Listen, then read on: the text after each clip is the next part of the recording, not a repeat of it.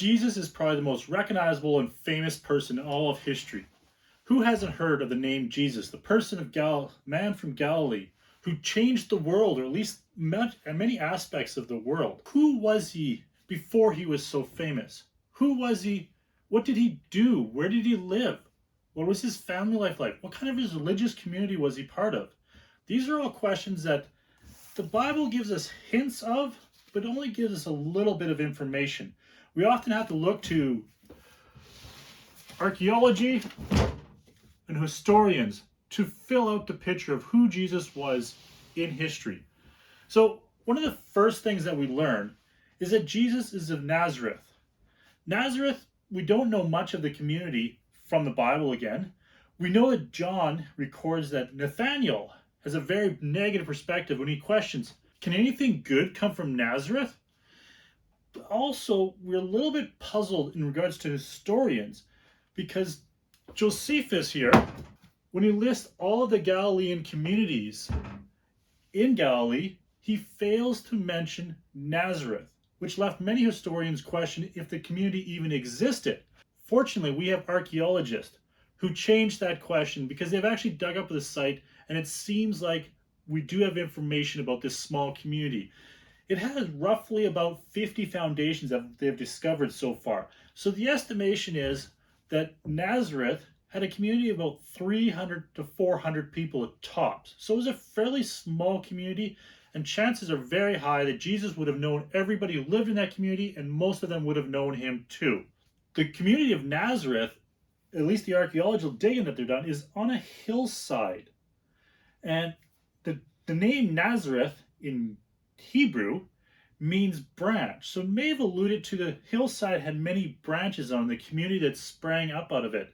It's in Galilee, as we've already mentioned. It's about 5 kilometers east of Sepphoris, if I'm getting that pronunciation right, which is a much larger metropolis area, much more Greek influence there. Herod Antipas, the ruler at the time of Jesus, lived in Galilee, was making that the jewel of Galilee. Lots of building projects were going on at that time in Sepphoris. So many were going on, in fact, that there is a rock quarry about halfway between the community of Nazareth and Sepphoris. So it appears that the workers in Nazareth would have gone there, worked in the quarry, or at least went past the quarry as they went to Sepphoris for work. One of the things that we've known from archaeologists about Nazareth is it's a very Jewish community. They established this fact because what they're unearthing is largely their ceremonial pots, which would fulfill the Jewish requirement of the Levitical law, which you wouldn't find in a community elsewhere if it wasn't for its high Jewish influence. One thing they haven't found in Nazareth is a synagogue, which leaves some historians like Barter questioning, is there actually is a synagogue, even though it mentions in Luke and Matthew that Jesus went to a synagogue in his hometown of Nazareth. But if we think of the requirements for a synagogue to function, a community of 300 easily could have a synagogue, even if they didn't have an established religious building in which to gather. Because the requirements to have formal Jewish worship is to have 10 adult males over the age of 13. If we just do the quick math of Nazareth, given 300 people, let's say half of them are males, it leaves us about 150.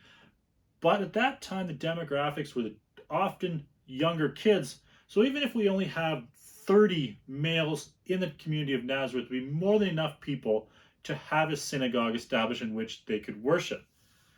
And at the time, not all synagogues were the same, and not all religious groups in Judea were of the same, even if they were Jewish in content or nature. Josephus, again, tells us that there's 4 significant, he calls them philosophies, but religious communities at the time. There were the Essenes, which were never mentioned in the New Testament, but through the Dead Sea Scrolls and other discoveries like that, we've learned a lot about the Essenes. And one thing that Jesus shared in values with the Essenes is baptism, which he receives from John the Baptist, which pretty much is the launching pad to his fame, and prophecy and the looking forward to a teachers of righteousness. And there's even some scholars who think that Jesus perceived himself as one of the two messiahs of which the Essenes looked forward to coming and saving the nation of Israel. Then there's the Pharisees. Now we hear a lot about the Pharisees in the New Testament and the Gospels. They're a very pronounced figure. And often in the Gospels, they're painted in a very bad nature. They always seem to be in arguments with Jesus. But Bart Ehrman again points out very wisely that often we clash most with those that we're closest to. That it's quite possible that Jesus and the Pharisees shared a lot of values together, hence why they had so many arguments. And it's just like family disputes. When you're sitting around Thanksgiving, you discuss things that are value to you. And you may get in a heated argument, but it doesn't mean you hate the person across the table from you. It's just you have different views on things. This too is possible that that was Jesus was doing. Sanders actually is very good at giving us a much better perspective on Judaism and Jesus and how they mesh together, that they may not have been that far off. It's well worth the read just to change your perspective a little bit on it. The third group that possibly would have influenced Jesus in his life before his fame was the Sadducees.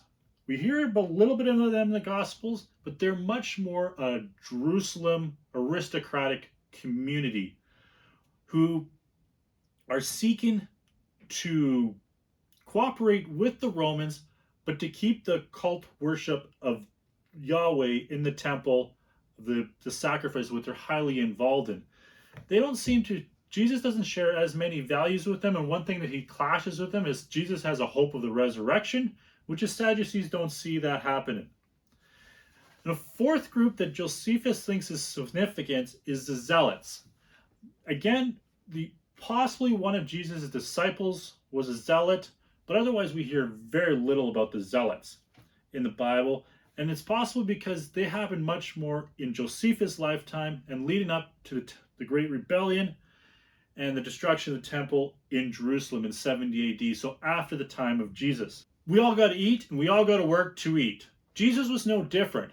We learn from the Gospels that he is referred to as a carpenter, or at least the son of a carpenter. We can assume he made his living by his hands, and that's where he did a majority of his work, and how he was able to provide for him and his family. We'll get to his family a little bit later. But we learned that the Greek word for that is tekton, in referring to who he was. And often when we think of carpenter in Jesus' time, we think of more of a furniture builder, someone working within a workshop. But we're discovering more and more that tekton at the time of Jesus was much more a broader definition for skilled laborers or workers in construction, which hasn't really changed. Carpenters today can be framers, they can be cribbers, they can be finishers, they can be cabinet builders. All in that scope can be considered a carpenter. The same at the time of Jesus. So chances are he didn't work in a workshop, but he did work manually with his hand. Don't automatically think that puts him at the bottom of the social status. Greg S. Keener points out that a carpenter was an artisan, not a peasant, and many assign them to the top 10% of the non-aristocratic Galilean society. I've done some research on that, and that actually carpenters made a fairly good living at the time of Jesus. You could expect a carpenter at that time, there's some scrolls in Egypt where they found it, to make roughly 50 denarii a month, which I know, what is a denarius? But in perspective, a shepherd or an unskilled laborer would make about half of that a month, which is probably why Craig Keener points out that the carpenter would be considered the top 10% of the non-aristocrats. So not the super rich, not the 1%, but the non-aristocratic society. So Jesus was actually fairly well off, and Joseph, his father, at the same time when he lived in Galilee. So there was a little bit of a sacrifice that he gave up when he became an itinerary preacher, and he traveled around Galilee preaching, not plying his trade working with his hands. Speaking of Joseph and family, there is some debate among historians, theologians, Christians, and everyone talking about the life of Jesus, of what his family constituted of. Who was his family? So we're told in the Gospels again that he had 4 brothers plus sister. So we know that he came from a larger family, at least 6 other members of the family plus Mary and Joseph. Speaking of that, so after Luke's incident where Jesus is at the temple when somehow or other Mary and Joseph forget him and they have to go back and get him, that is the last time that we hear of Joseph. So it is often assumed that Joseph must have died while Jesus was still fairly young. So there's debate, and it's tied in with theology of who these brothers were. So the Roman Catholics, of course, take a theological stance on it, and that these were actually step brothers. So Joseph had a previous marriage in which he had these four sons, James being one of them, who becomes much more noteworthy later on after Jesus' ministry. But the Orthodox take a much further perspective and say they weren't even brothers, not stepbrothers related through Joseph, but that they were cousins, so relatives of Jesus, which, to give credit to those two views, in the Hebrew, the term brothers is not nearly as narrow as it is now. I've heard the phrase brother from a different mother. They would much more, their term brother is very similar to that. Most Protestants and a lot of historians take the much more perspective of that these were actually his blood brothers, which there's still a debate about that. Were they his blood brothers in regards to they had shared his parents, both Joseph and Mary, or was it just they shared the same mother? We're not going to get into that right now.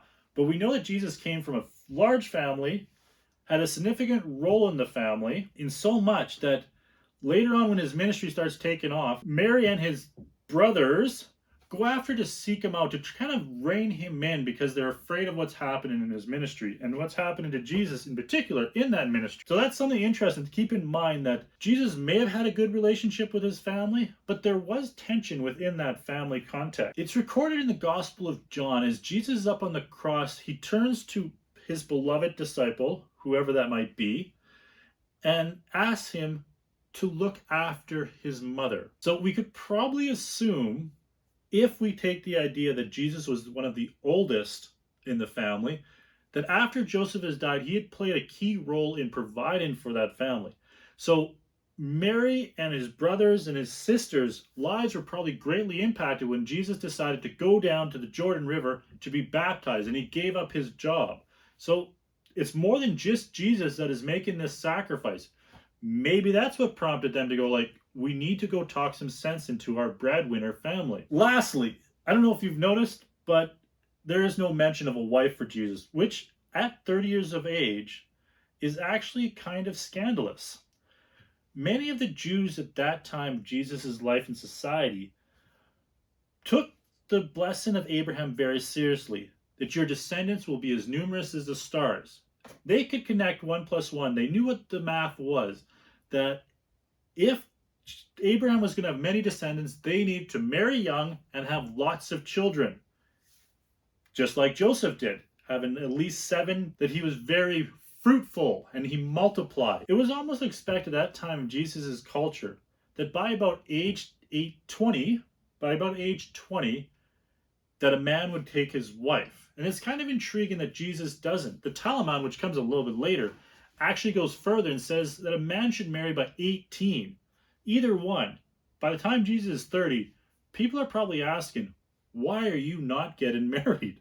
You should do your good religious duty and raise up offspring for Abraham. But it's possible that Jesus always held the idea that the end of the world was coming, that God's kingdom was about to come and everything was going to change. So there was no point to waste his time with marriage, because that was all going to be taken away from him very soon anyway. It's also possible that he shared a belief that Paul shares later on, and that the time is short. Don't distract yourself with marriage. So Jesus did the same thing. He knew that his time was short. Who knows? The kingdom of God was coming within his generation, as he says in, I believe it's Mark. So he forgoed getting married because there's no time to raise a family, because the kingdom of God is about to be on hand. And it's also possible, just simple math. It's also possible, simple math. Jesus couldn't find the right woman in Nazareth, therefore he didn't get married. It's all possible. If you like what you heard and you want to learn more about the life of Jesus, click on one of these videos to hear more about the carpenter turned preacher.